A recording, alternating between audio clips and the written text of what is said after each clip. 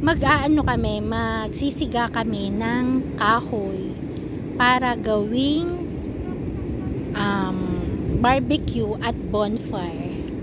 Ito ang mga gamit namin.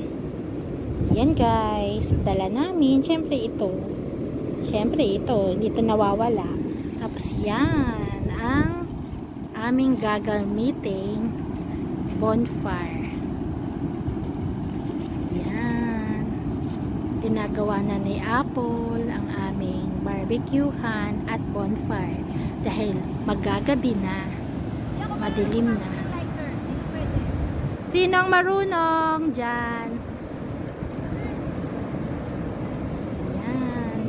Yan, ano na, gabi na, takip silim na guys, wala nang araw. Lika, ihin na tayo, sama kita. 1, 2, 3. Sige Eva.